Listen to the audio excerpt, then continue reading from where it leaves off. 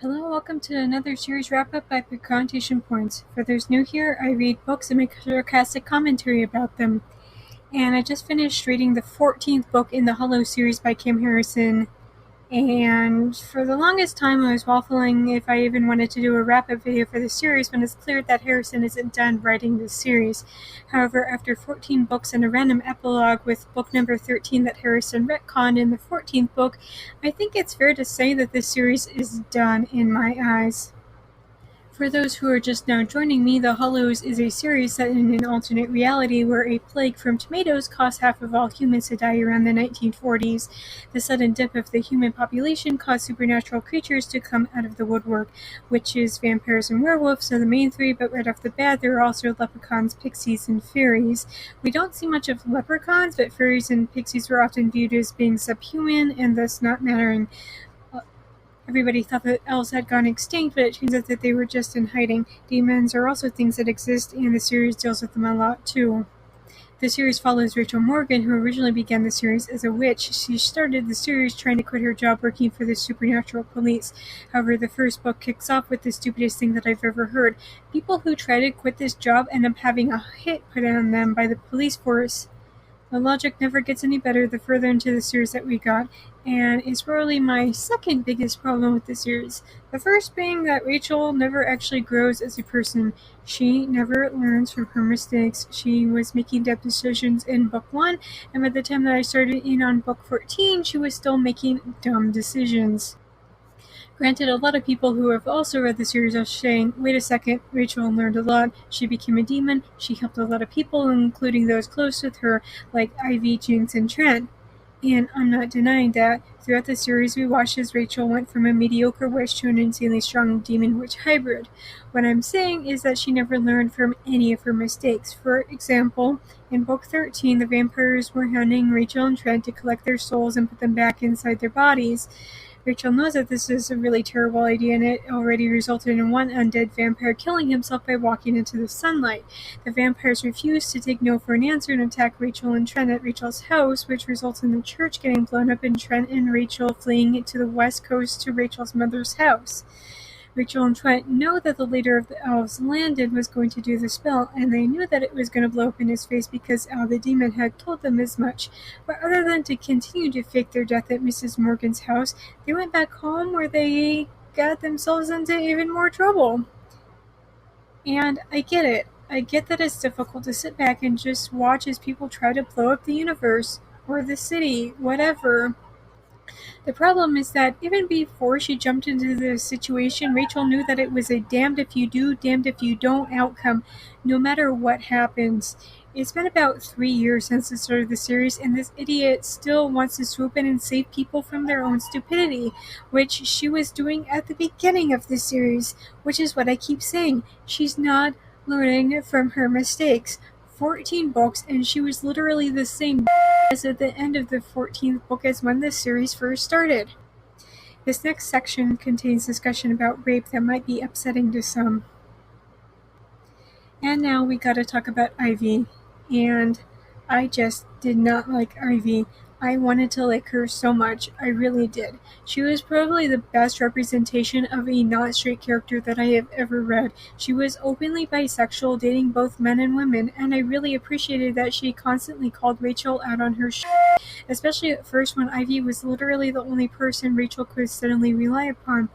However, thanks to her upbringing in the vampire community, Ivy carried a lot of trauma from the emotional and physical abuse she suffered, which that's the end result of your mother literally giving you away to a leader like you're a cheap bottle of wine and then being passed around casually. I'm pretty sure at one point Rachel casually mentioned that Ivy had been raped by Piscary, however his name is pronounced. To put it into a metaphor for those who haven't read the series, imagine your parents literally selling you to your local government, and then the politician who now owns you rapes you, beats you, all sorts of fun things, and then they pass you around from leader to leader. I don't mind people giving traumatic backgrounds to the characters. I think that if well written, it can add an interesting dimension to the story and really make the characters pop. However, emphasis on well written I felt at times that Ivy's trauma was often used more along the lines of earning Ivy sympathy points without actually doing anything about it. She acted out, was violent and abusive towards Rachel in response, which I get that you were abused, but that does not give you the right to turn around and abuse others too. And at times I often felt like Ivy wanted to have her cake and eat it too. She wanted to be with Rachel and Skimmer and Glenn and Nina. And by the 14th book, she was only just with Nina, but at the same time, it took such a long time for her to get there.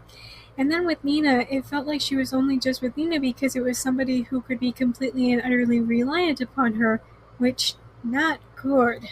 But at the same time, at least Ivy was off in the background doing that and not trying to assault Rachel simply for, why did she keep assaulting Rachel again? Oh yes, because her natural body odor was so attractive. I get that Ivy is a vampire, and the book went out of its way to describe the weird turns-ons of the vampires, like wearing necklaces and eating certain foods, but way to shift the blame and somehow make the victim into the bad guy here. And I guess I'm done talking about Ivy. If you wanted to tune back in now, just going to leave this up for a few seconds so that people skipping ahead can see it. Let's talk about Trent. Right from the get-go of his introduction, I felt like he and Rachel had chemistry. So when people were talking about how Harrison had always intended for Rachel and Trent to hook up, I was like, duh. Even when Rachel was going through a slew of other boyfriends, Nick, Marshall, Pierce, none of them had as much chemistry as she did with Trent.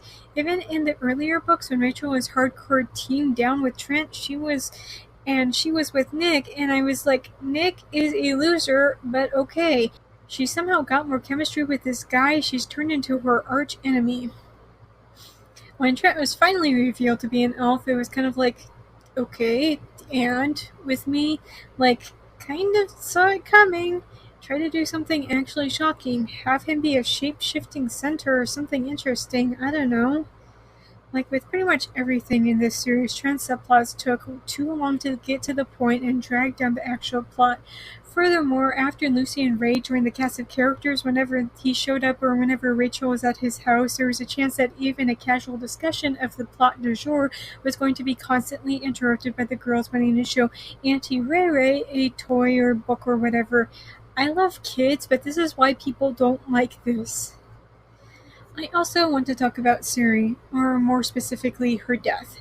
I really liked Siri because she was one of the few characters who didn't take any nonsense, especially not from Rachel, but her death seemed kind of, I don't know, random, fridge-like? Like, I know that the series focused around Rachel and not on Quinn, but like, Siri's death didn't exactly serve any purpose, especially in the revenge category because Rachel had already hated Cusack and was going to kill him anyway. And maybe this was just me being an optimist, but I legit thought that Rachel or Trent or Al or somebody was going to do something to bring her back. But that never happened. In the end, Rachel never actually saw Siri's body and it was only just told secondhand about her death. We never saw a funeral. We never saw any of the characters grieving over Siri. So for what it's worth, Siri might as well have just decided to move to Aruba. Actually, now that I'm thinking about grief, I think Rachel cried more for Biss's soul being taken at the end of the 14th book than she did over Siri's death. And Biss wasn't even dead. And I want to talk about Jinx too. Jinx was pretty much the best part of the series. I love how he cursed using Tinkerbell's underwear.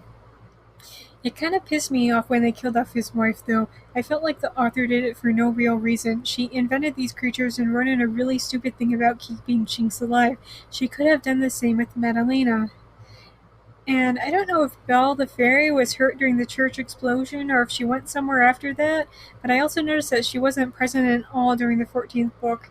I felt like Jinx was trying to start up a relationship with her, but none of that, I guess.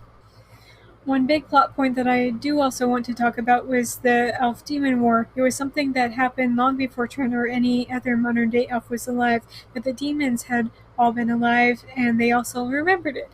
And I get that you have every right to be angry over people who enslaved you for various reasons for a long time, but Al kept getting angry at Trent for stuff that Trent's great-great-great-great-grandfather did, not Trent personally. And I felt like Harrison was trying to turn the supernatural races in the story into metaphor about racism. There was even a group that was kind of like the KKK and Nazis at one point who just wanted to kill all the supernatural people. But the Elf Demon War was a plot that kept getting dredged up, and like a lot of things, it dragged on for too long, never actually went anywhere, and bogged down the actual plot. Which is frustrating when you think about it. Al clearly has beef with Trent, and he kept whining about Rachel hanging out with him, of doing the wild magic like the elves do, and then he literally doesn't do anything, so that's why I called it whining.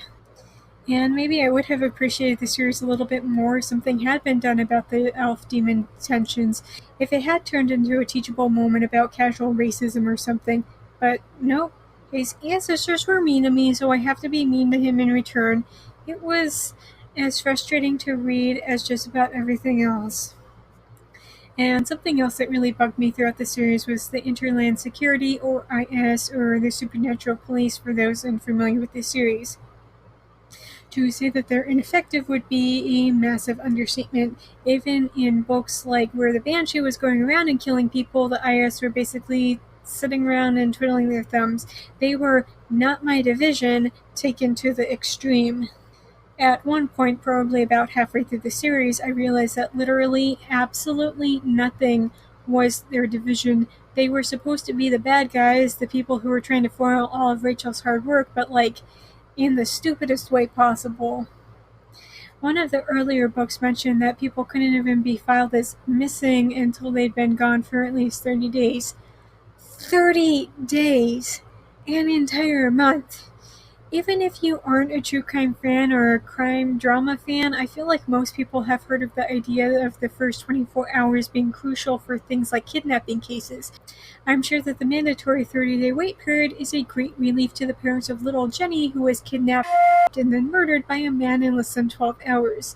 That the police didn't begin to do anything until her body showed up, and even then, with the IS track record, they probably would have still done nothing.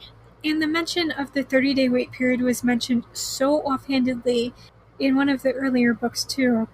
It's just something that has stuck with me for so long because it is just that insanely stupid. No reasonable law enforcement would ever have anything like in place like that. And I'm also expecting for a reasonable law enforcement that doesn't just say, not my division, for literally every case in the entire city. Overall, I felt like there were some interesting ideas in this. The supernatural PI is something that I've seen a lot before, so it wasn't all that surprising. I like the idea of the world where everything is the same, but witches, vampires, elves, werewolves, pixies, fairies, and demons live and work alongside humans, and this isn't unusual at all. However, this series dragged on for way too long, and it's not even over yet. And I hate to be the one to say this, but it will probably never have an actual ending. Kim Harrison is always just going to have just one more story for Rachel, Ivy, Trent, and Jinx. So long as she continues to make money off from the Hollow, she'll always come up with something new and dumb for them to get into. She did attempt to write an ending with the 13th book, which confused me to no end because I knew that there was a 14th book, but Harrison would not leave this series alone. It's high time to take this sorry series out back and put it out of everybody's misery. And that's this video. I'm going to put a link to the Snark for Tumblr for those who haven't already seen it. I'll continue with the Mister as scheduled, and I'll get to the next part of Torn Between Alphas when I get to it. Until I see you again.